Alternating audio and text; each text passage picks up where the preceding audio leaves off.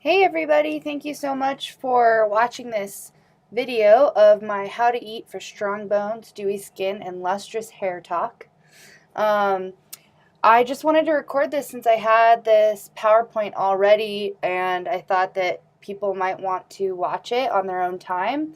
And so I just thought I'd create this and um, I'm glad you're watching it and I'm hoping that you're going to learn a lot. So let's get started. First off, I'm just going to introduce myself if you don't know me already.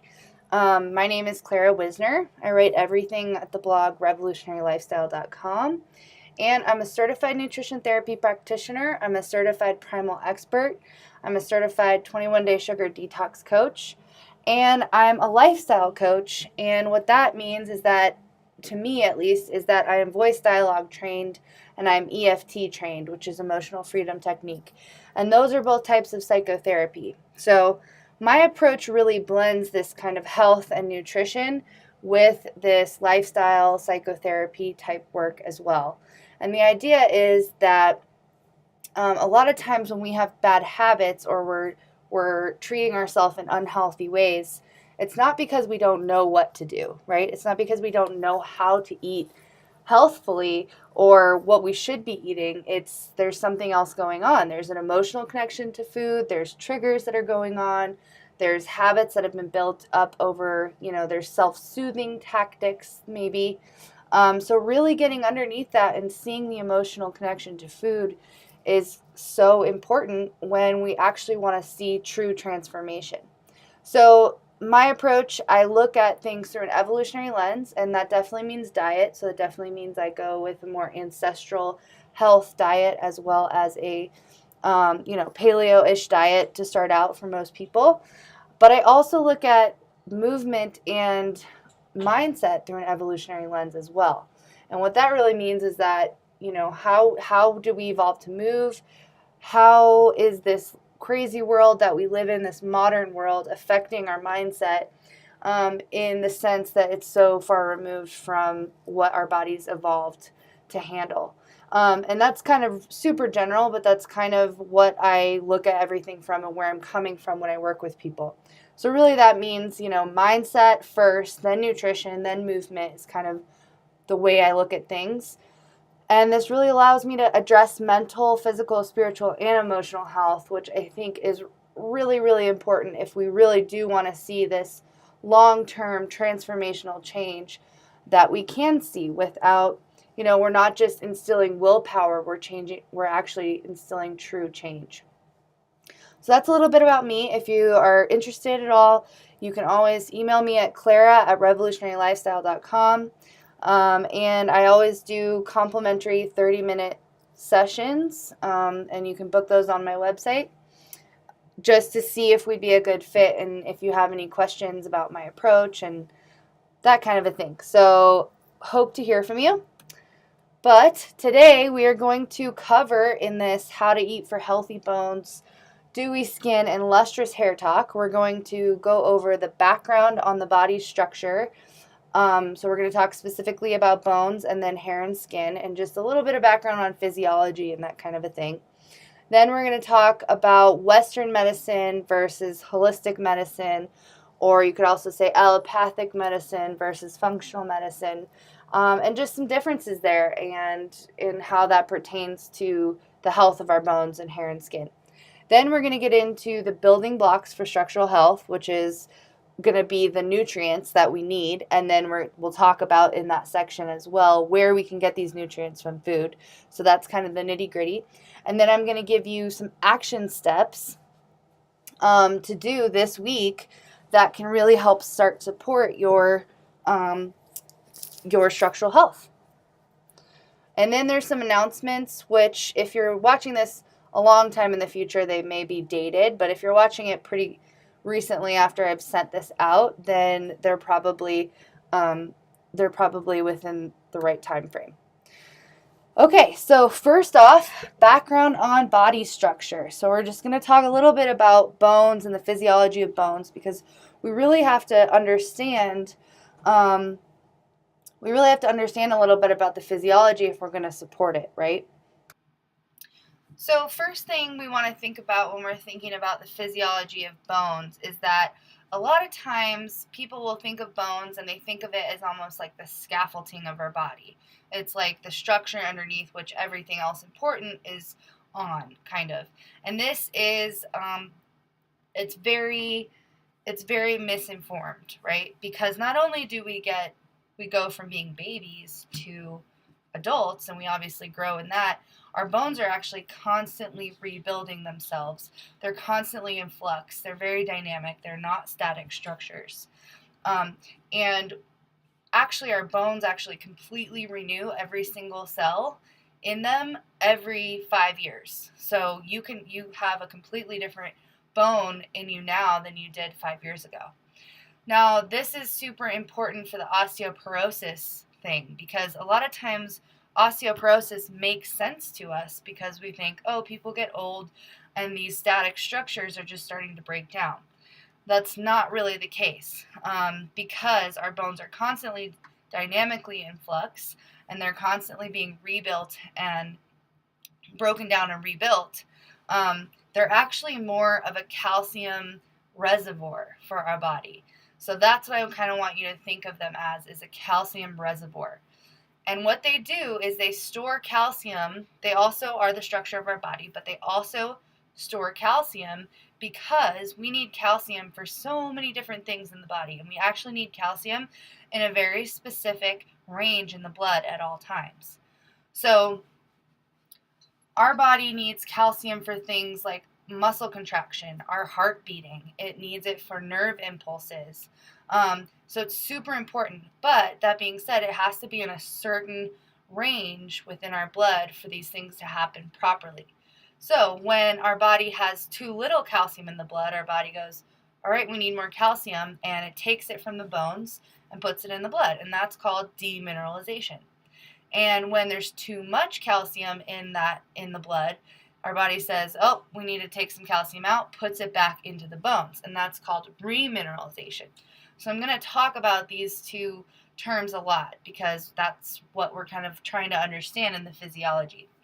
So demineralization, remineralization are happening all the time, and our body has to have calcium as a charged particle in our blood all the time for these things to happen.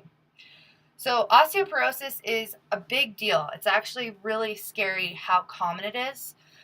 1 in 2 women and 1 in 4 men over 50 actually have osteoporosis in the U.S.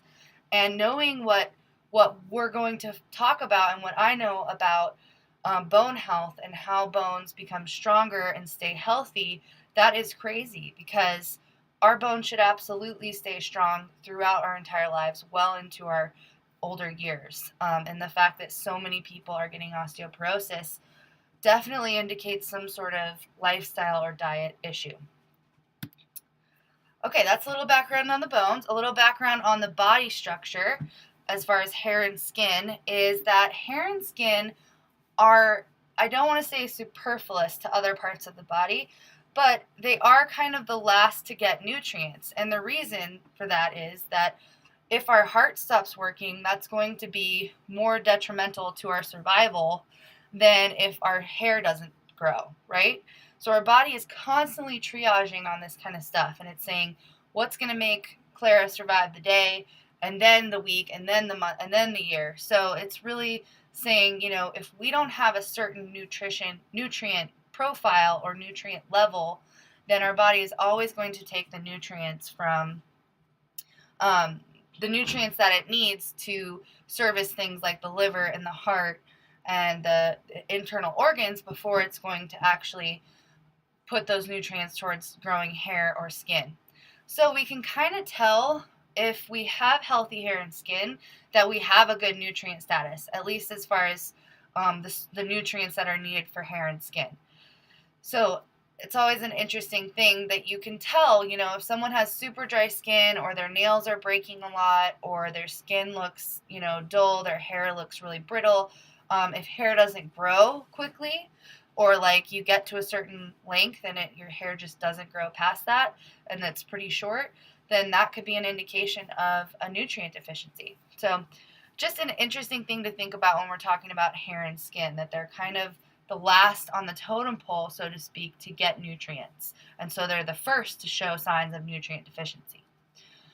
So the other thing I want to talk about is the gut-skin axis. And this is really interesting. I don't know if you guys have heard of the gut-brain axis. That's another thing that's been in the news a lot lately as far as health and wellness. But there's also the gut-skin axis. And what we're finding out in research and stuff is that the health of our gut is inextricably linked to the health of our skin. So if we have lots of irritations on our skin, like eczema, even acne can be related to this, or we just get like scrapes on us that don't heal very quickly. That could definitely be related to an irritated gut. So when we're talking about how to have healthy hair and skin, we're definitely also talking about the gut. We're also talking about the health of the gut. As far as what hair and skin is made out of, keratin is the main protein that all hair and skin are made out of. And the production of keratin happens in the body. We actually create keratin on our own. And the process is hormonally driven. So that's also why if we have hormone dysregulation, we might see effects in our hair and skin. And that's also why, when a woman gets pregnant, sometimes they say people have like the pregnant glow, or I know women whose hair has, been straight and then it goes curly. That's definitely because of this hormonally driven thing. So when your hormones shift, your hair and skin can shift as well. Keratin needs particular amino acids to be produced. And if we were in a group setting, I would ask, does everyone know what amino acids are? But we're not. So I'm going to assume that some people don't. And so amino acids are the building blocks of protein. So they're basically just the smaller components within protein, and you need particular amino acids to be available in the bloodstream for your body to produce keratin. So what that means is that we need good quality protein from healthy animals to produce keratin. I mean, you don't absolutely need it to get it from animal products, but it's easier to get these quality amino acids from healthy animal products. And another thing about amino acids is that they're not easily stored. So when we eat a piece of turkey or something, then we break it down in our digestive system. It goes into our blood, and there's these amino acids kind of floating around in the blood, but they don't last long. There's no way for our body to store those amino acids. So unless they get used to rebuild stuff within a short amount of time, then they kind of just like go through the system and you can't use them anymore. So the lesson there is that you kind of have to consistently have amino acids, good quality amino acids in the diet to make sure that your hair and skin is constantly being rebuilt. So that's a little bit of the background on the body structure, hair and skin wise. As far as this Western medicine versus holistic medicine that I want to touch on, basically there's two differences between Western medicine and holistic medicine I want to make a point of talking about. And that one is that Western medicine breaks the body up into different parts, right? So it tends to look at the liver and look at the heart and say, the liver needs this, the heart needs this, and it doesn't put those two things together. Whereas holistic medicine, as you could assume from the name, it looks at the body as a whole. Now, Western medicine, breaking the body down into different parts is really helpful as far as studying stuff, right? We kind of have to, the way our brains work, we have to say, there's this part, and then there's this part, and there's this system, and there's this organ, and that's a really great way to study the body and kind of start to understand. That being said, there's so many variables about how all these things interact and intertwine that we always need to keep in the back of our mind that all these systems are related. They're all working together, and there's just so much intermingling and synergy that we can't even wrap our minds around. And that's kind of the difference between the way Western medicine tends to treat conditions versus the way holistic medicine does. Like Western medicine will say, it'll focus on healing the symptoms. It'll say, you have a headache, take ibuprofen. Or, you have high blood pressure, so take this medication. And then when that medication causes something else to happen in the body that's negative, take this medication, right? So they're not looking at how that first medication is affecting these other parts of the body. So what holistic medicine does is it believes that if we give the body the proper tools to heal itself, it will heal itself. So it's really about getting underneath the symptoms and figuring out why they're happening in the first place. And then trying to support the body to fix that problem on its own, with its own synergy in mind, so that it can heal itself, right? So that being said, if we can understand what the body needs to kind of function at its optimal best, then it will function at its optimal best, and we give it that. So what we need to focus on figuring out is, what do we need to give it? What do we need? What are the building blocks for an optimal, healthy body, right? And that's what I want to talk about as far as bones, hair, and skin today, is these building blocks, so that our body, it's not about fixing the symptoms of, like having dull skin. It's actually giving the body the tools it needs to make sure that your skin's always healthy. So first, we're going to talk about calcium. The first, I think, 3 or 4 nutrients, building blocks we're going to talk about are for bones, and then the other ones are for hair and skin.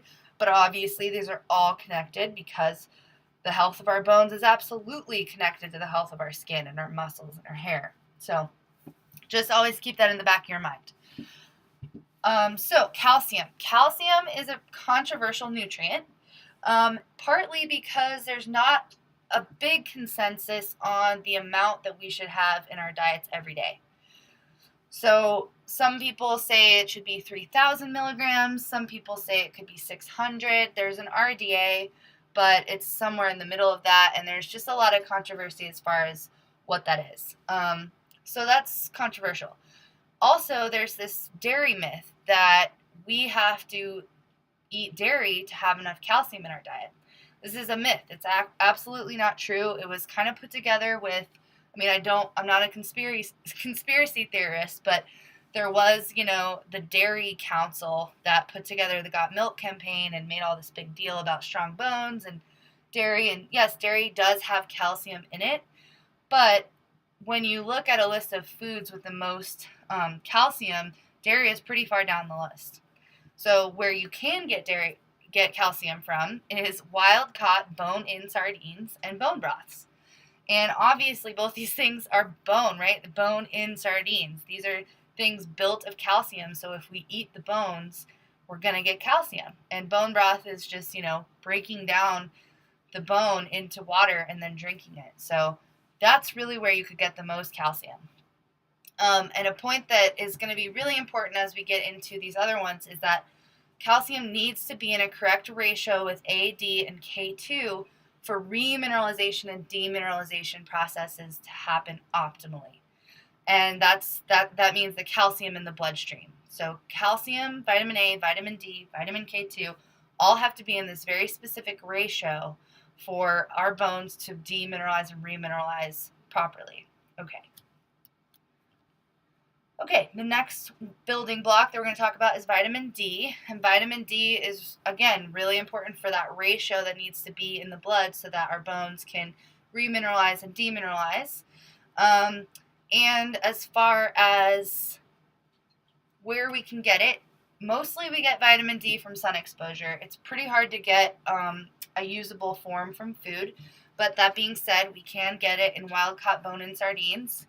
And you can guess why, because there's bones in sardines. You can also get it from cod liver oil. Now you want to be really careful about where you're sourcing this cod liver oil. So a good brand is Green Pastures. And there's also another one called Rosita, I think, that's really good. And it's they come in capsules, so you don't have to swallow it. But it's a great source of vitamin D. All right. Vitamin K2, I'm going to spend a little extra time on this one because this is where it gets interesting. This is where we kind of get the answers possibly to what's going on with the osteoporosis levels in our country. So, vitamin K, first of all, works together with calcium, vitamin A, for the remineralization process to happen. So it drives calcium into the bones. And we cannot drive calcium into the bones without a specific ratio of K2 in the blood, along with vitamin A, D, and calcium, right? So as you could see, you can interpret why that might be really important for osteoporosis, right? We need more density in the bones, so we need more calcium to be driven into the bones. That's the issue with osteoporosis. Vitamin K2 is instrumental in this. So the history is kind of interesting because it's a relatively newly discovered vitamin, and it was first kind of noticed by Weston A. Price, who was a dentist, who did a lot of studies on nutrition as far as what he was really curious about is why this tribe in Africa, the Maasai, he went like traveling there, noticed how beautiful their teeth were and how strong, and was like, why are these people who are nomadic Africans with pretty, just not any sort of modern conveniences, why do they have such stronger teeth than these people who have access, the Americans who have access to dental care and brush their teeth and take, all that stuff. And supposedly had better nutrition, right? So he got really curious about that, and he went and he studied the Maasai, and he started looking at their diet. He started looking at all these things, and he basically figured out that there's something in their diet which he called X factor that caused their teeth and bones and the actual whole facial structures to be healthier. So a lot of what makes your mouth healthy is the structure of it, so that things aren't getting caught in it, and you can chew your food properly and it can be digested better. So he found this component, and he said this X factor, this is why these people have, even their facial structure is wider to allow more teeth, and they have stronger teeth for longer through their life, and they have strong bones throughout, well into old age. So what's going on here? Why do they have X factor and Americans don't? And what he found is that the Maasai tribe actually are nomads, and they herd cows around the grasslands in Africa, and a lot of like Tanzania, some of that kind of area. And what he found was that it was coming from the milk, because they were drinking a ton of milk from these cows that they were herding all the time. And what he noticed is that the X factor only came from cows that were fed on grass. So what happens to the dairy in the U.S. was that we are not getting dairy from grass-fed cows. We're getting dairy, the majority of it, from conventionally raised cattle that are being fed grains. Now, grains are not something that cows have evolved to eat. They've evolved to eat grass.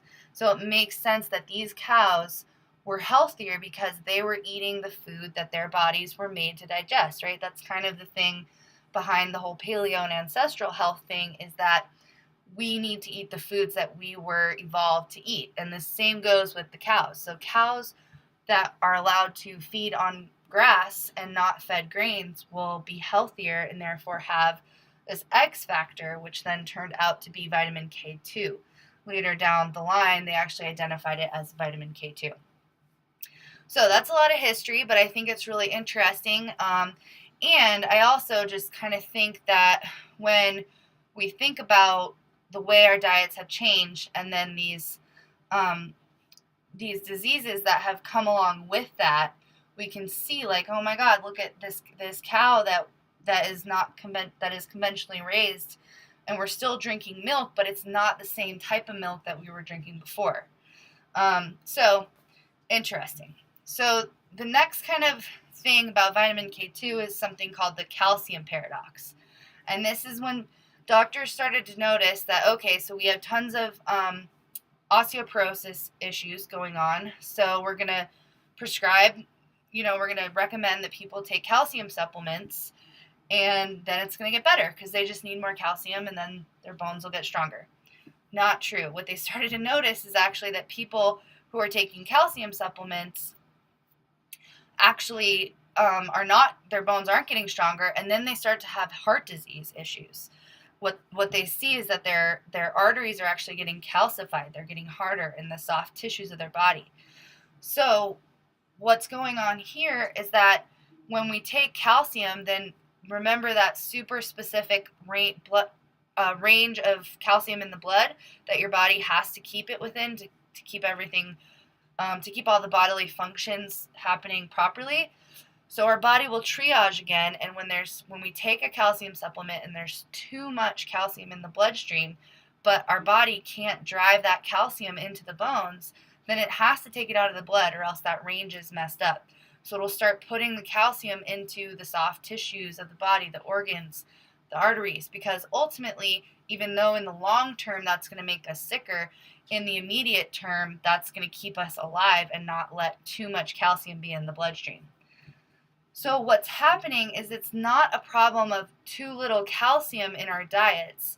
There may be some issue of too little calcium, but mostly what's going on is that as people age, they're having a harder and harder time driving that calcium that they're eating into their bones. And without K2, the body cannot direct calcium into the bones. So we can see how important sufficient vitamin levels are. And it's also an illustration of why it's best to get vitamins from nutrient-dense foods versus supplementation. So millions of people are taking vitamin D and calcium supplements in the U.S., and there's still so many problems with osteoporosis. So, and it's partly because we are not taking into consideration that we need this vitamin K2, but it's also that this ratio is so important. And what we see is that when we see the vitamin levels in food, they come pre-packaged in the correct ratio, right? So that being said, I am not saying you should, if you're taking a calcium and vitamin D supplement and you're like, oh my God, I'm just going to go out and get a vitamin K2 supplement, I'm definitely not saying you should do that, because you definitely don't want to throw off those ratios even more. And there's all different types of vitamin K2, and you want to get your blood levels checked, and you definitely want to work with a practitioner as far as this stuff, but it is something to think about and to really start thinking about getting your nutrition, your nutrients from food before supplements. So I think it's interesting, I think I kind of touched on this earlier, that the typical American diet is pretty void of grass-fed dairy, and it's pretty void of the other thing that you can get vitamin K2 from, which is fermented foods. And so we see these things in the diet go away, this grass-fed dairy and fermented foods, and then we see osteoporosis levels go up. So it's just an interesting correlation. I definitely don't know if that is the reason, but I think it's worth thinking about, and it's worth trying to get your dairy from a grass-fed animal. Butter, Kerrygold is a great brand that comes from all grass-fed cows. And then normally if you go to a health food store, you can find milk that's from grass-fed cows, and you definitely want to get that over pay the extra money, because think about how much more nutrition there is in it, right? Also, vitamin K2 prevents wrinkly and aging skin, so that's just kind of a bonus there. So if you guys have any questions about this whole calcium paradox, there is a book called The Calcium Paradox. Gets way more into it. WestonAprice.org is a great resource for this kind of thing. And then you're always welcome to email me questions, Clara@revolutionarylifestyle.com, and I'll get back to you. Okay, that's vitamin K2. So the next one is vitamin A. What happened when people first started getting osteoporosis is they started looking at the demineralization process, and they noticed that vitamin A was super involved in that demineralization process of taking calcium out of the bones. And then they were like, okay, what kind of food has lots of vitamin A? We should tell people not to eat that. And what has a lot of vitamin A is actually red meat. So then there was this whole thing about we need to not eat red meat because it gives people osteoporosis. Now, this has since been disproven, time and time again, but the way that science works and the way that medicine works is that it kind of takes 20 years for this stuff to catch up to common knowledge. So you definitely can't get too much vitamin A from food sources. And part of the reason that this is because when we eat whole foods, we're getting those vitamins in the correct ratios, like we talked about with the K2. Like, you want to get your vitamins from food, because when you eat red meat, not only are you getting vitamin A, but you're also getting vitamin D. You're probably getting a little calcium. So you're getting the right ratios. So basically you could never eat too much meat and spike your vitamin A levels, unless you were eating like an entire beef liver every day for a long time. So don't need to worry about, vitamin A and toxification or something like that. And it's definitely needed this slide is wrong. Vitamin A is needed to initiate the demineralization process. So taking calcium out of the blood, that's what vitamin A is needed for. It's also needed for keratin synthesis. So that protein that we were talking about that gets made in the body, that builds skin and hair, that you need vitamin A for as well. You can get it from beef, and beef liver and other livers are the highest. They have the highest content. Generally, we have pretty good vitamin A levels in our diet, so not something that you would ever supplement with or anything like that. Okay, that's all the bone ones for the most part. These next ones are definitely important for bone health, but they're also great for skin and hair health. And the first one is collagen. Collagen is the main protein of connective tissue. And it also really helps with skin elasticity. So saggy, wrinkly skin can happen prematurely because of a lack of collagen. So where can you get collagen from? You can get it from bone broth, especially bone broths that have been made with knuckle bones that have a lot of cartilage and stuff like that. You can also supplement with it in a whole food form, but you want to make sure that you're getting it from a place that's getting it from grass-fed animals. Again, grass-fed animals are going to have the amino acid profiles that are going to be what your body needs to rebuild your skin and your hair and your bones and your connective tissues. If you get collagen from a non-grass-fed animal, it's not going to have the amino acids or the nutrients that you need. So a good brand that I like, I really only recommend 2 brands because they're the only ones I know for sure do a good job, process it correctly, and are using healthy, properly raised animals, and that's Great Lakes, and the other one is Vital Proteins. It's not on here, but it's also a good one. Okay, gelatin is the next one. So gelatin is full of calcium, it's full of magnesium, it's full of phosphorus, which are all needed for healthy bones, teeth, skin, hair, and nails. It's also been shown to preserve muscle mass. So there was an awesome study done with people who were bedridden in the hospital, and they fed half of them grass-fed gelatin, and then they didn't feed the other half grass-fed gelatin. And the ones who did get fed the gelatin actually preserved their muscle mass for like 30 days longer than, for 30 days longer than the people who weren't fed grass-fed gelatin. And that's just how long they did the study, so it probably went longer than that. And they're also great. Gelatin's also great for rebuilding muscle. So if you work out a lot, if you're doing weightlifting, it can be really helpful to rebuild that muscle mass after you've broken it down. Again, not all gelatins are created equal, and gelatin is definitely something you can get in the conventional grocery store that is from a very conventionally raised animal. So you really don't want that. You want to get it from a grass-fed animal because it's much more nutrient-dense. Same reason. You're not going to get the same amino acid profile with a non-grass-fed gelatin than you are with a grass-fed gelatin. So you can get it, again, from those 2 brands, Great Lakes or Vital Proteins. And then you can also get gelatin from bone broth because it comes from bones and connective tissue. All right, biotin. Biotin, if you've ever bought any supplement made for hair, skin, or nails, you probably noticed the active ingredient is biotin. And basically, biotin is needed to metabolize the amino acids that make keratin in the body. So it's needed to kind of break down the protein in a way that makes it easy for keratin to be produced. Biotin can be found in nuts, cauliflower, mushrooms, and eggs, and not raw eggs. They have to be cooked. Next one is zinc. Zinc is super important for all sorts of bodily processes, but as far as hair, it facilitates hair and tissue regrowth. It also helps maintain oil gland functioning around the hair follicles. So if you have super greasy hair or super dry hair, that could be a zinc deficiency or something going on with your metabolizing of zinc and how you're using it. So that's just interesting. You can get it from oysters and crab. The last one that we're going to talk about is iron. And iron is also so important for so many different things.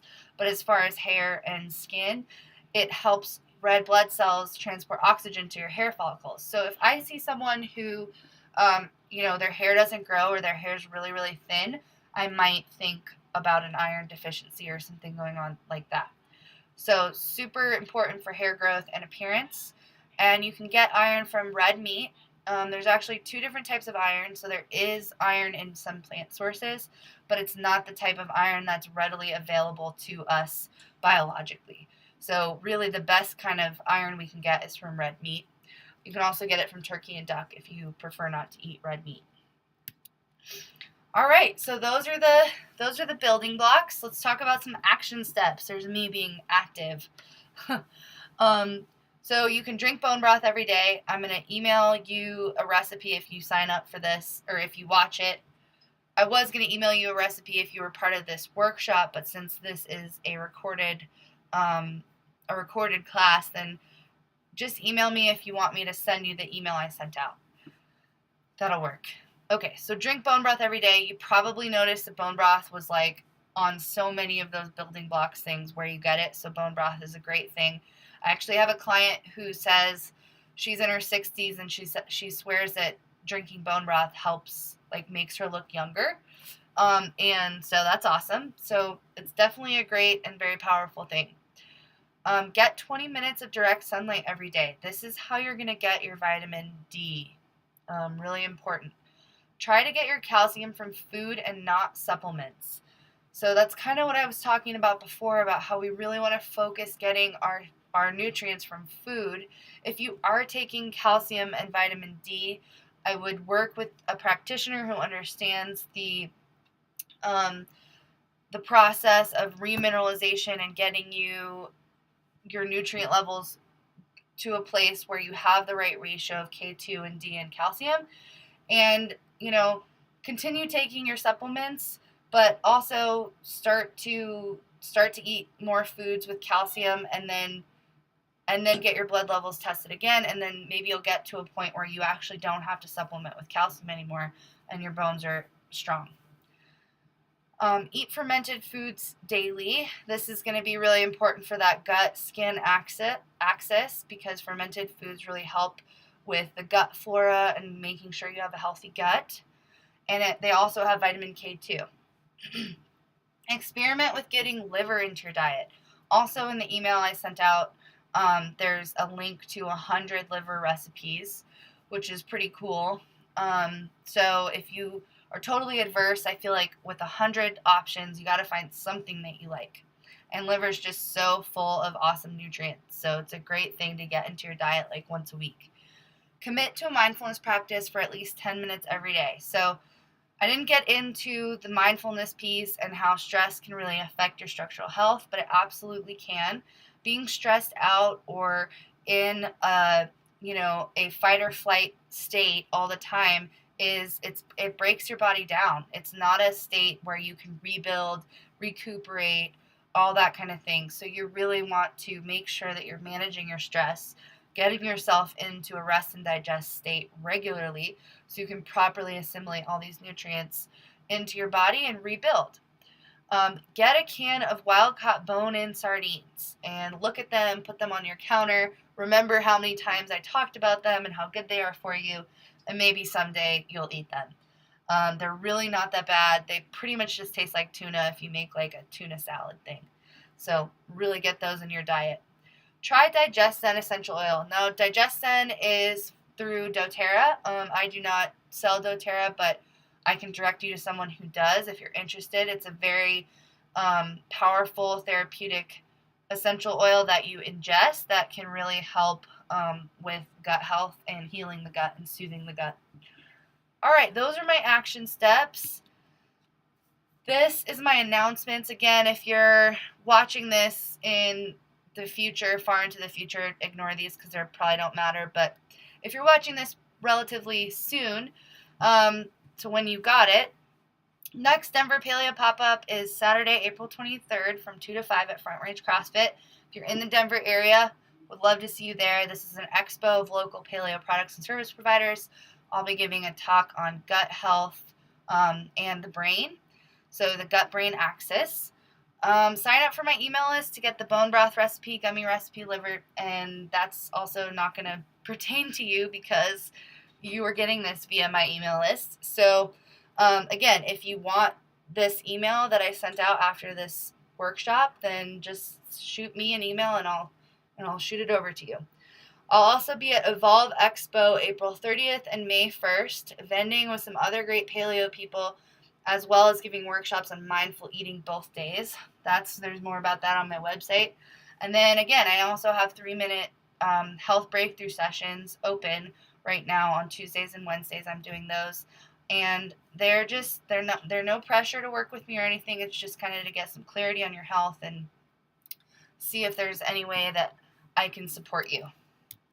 So if you have any questions, please email me. No problem. And thank you so much for watching. I really appreciate it. Have a great day.